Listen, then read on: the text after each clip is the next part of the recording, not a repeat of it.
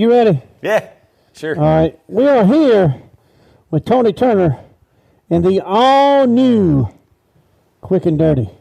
Tony. Yeah. Where'd you get this car at?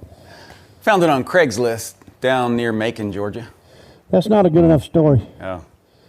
Okay, well, what you really need to say is I was driving down a dirt road back in the country, and I was actually lost. And I seen the back end of it sitting in a barn. Okay, so I started hunting around.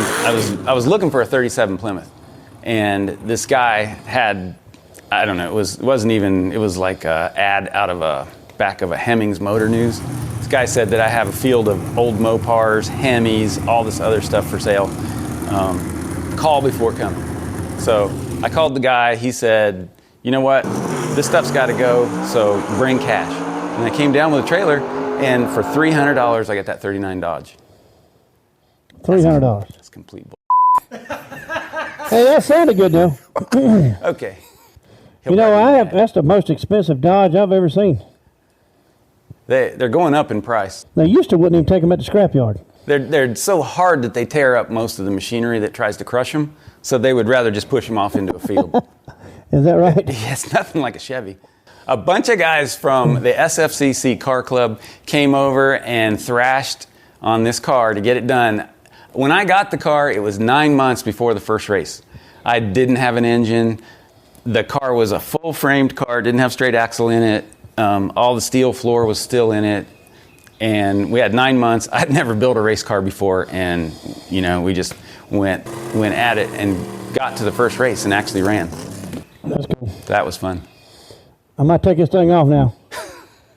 Yeah, I got to take it off. Take it off. I'm fogging up right in here. I've got a fart. I've been holding this fart for like 5 minutes.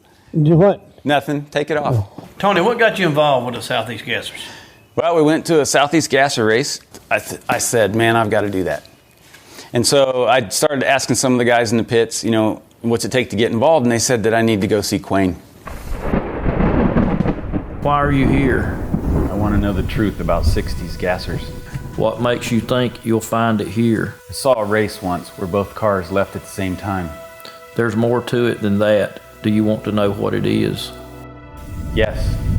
Gassers are everywhere. They're all around you. They are the modernized cars that are blinding you from the truth. What truth?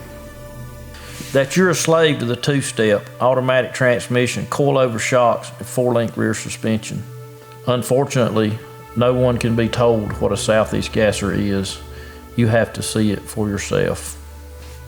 This is your last chance. You drink the automatic transmission fluid, story ends. You wake up on the toilet and you believe whatever you want to believe about 60s drag racing. You drink the manual transmission fluid, you stay here in Wonderland. You build a gasser with a Hemi and a 4-speed, and you find out how really hard it is to win a Southeast Gasser race.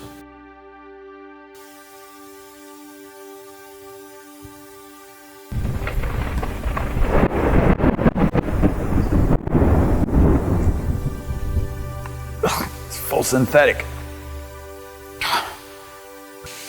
Remember, I'm only offering you the truth, no guaranteed wins.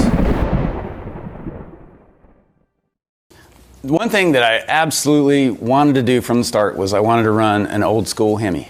Yeah. You know, it was just going to add that much more challenge to it, and it was just something that I really thought would add to the character of the car and the whole experience of, you know, actually drag racing with the old iron that they used to do back in the day. So, you know, that's why I went with the 392, and it's been a long, tough process.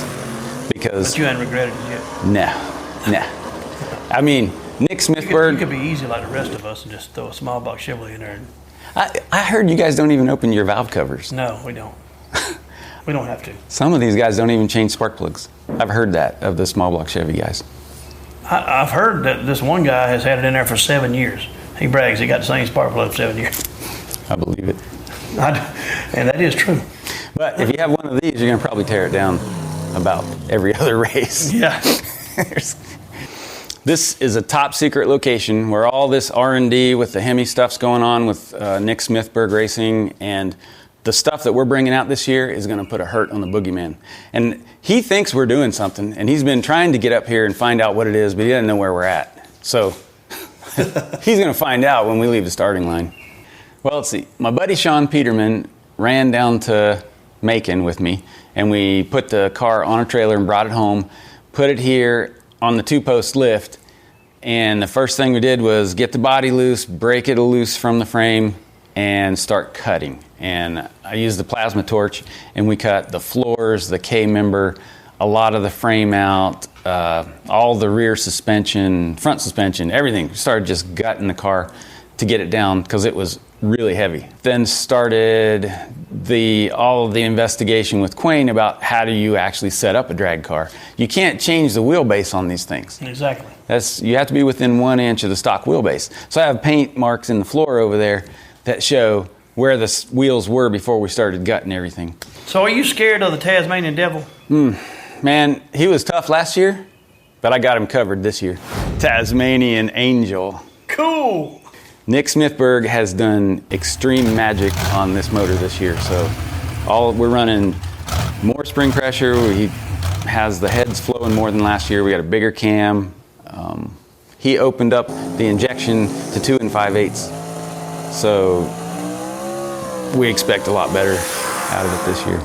Wow, you got some serious Hemi power this year. What do you think the other gasser guys are going to say? I think it's going to be just about like this.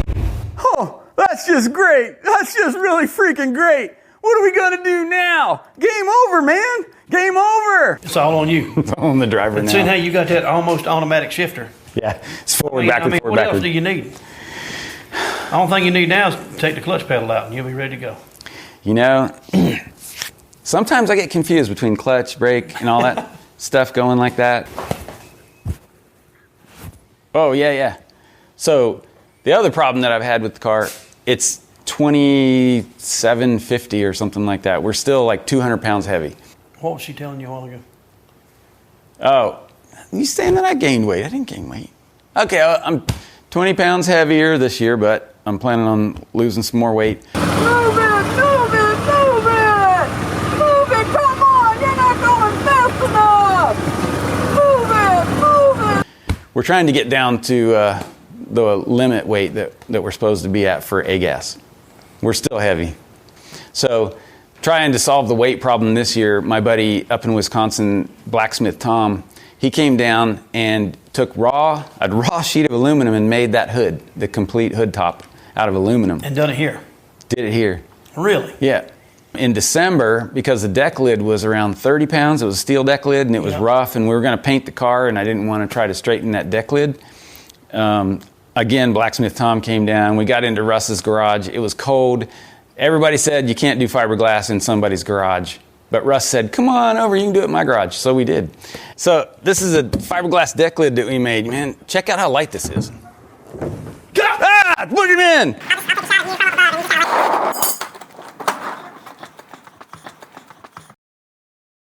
It stinks. You smell it. It smells like swamp. That weighs more than my whole motor. Good God. This. And you got these laying around? Yeah, I got one under my bed. Can you take this? Yeah, I get it.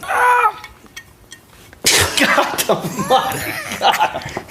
This is a custom piston made by Rick Paniton at CP Carrillo. If you flip that over, I'll show everybody how this I'm going to fits. tell you, I don't give a damn about no bow angle. I'm going to explain. This is your problem right here. You think that's too much weight? I can lift the whole front of my car up. Is this why I can't do wheelies? More likely. I like to run everything that they did back in the day, which includes magnesium wheels. And the magnesium wheels have gone crazy in price. Really hard to get. You know why that is? Quayne stud. Probably right. They was crushing them before Quayne come up with this old gasser deal, and everybody went back looking for them. Yeah. And that's the truth. I know a guy that sells them. He said he loves Quayne. That's probably the guy I'm buying them from. Yeah. So what I discovered was that nobody wanted to bid on 6-lug magnesium wheels, and I actually got the set that I'm running on the back there for $600. Yep. And I had What's them. our average set sell for? If you're talking 5 on 5.5 bolt pattern, they're going to be like $1,500 and up. Yep. So For a pair. for a pair. And so I called all the guys that I know that weld magnesium or weld aluminum that can do wonders with anything. Nobody would touch it. Nobody would weld up my 6-lug wheels and make them 5 on 5.5. Finally, I call a guy and he says, why don't you just get 6-lug axles? And I was like, oh.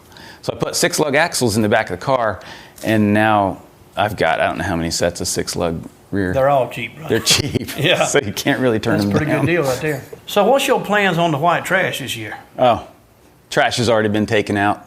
You probably won't see him again for a few races at least. Where I put him, he's not getting out.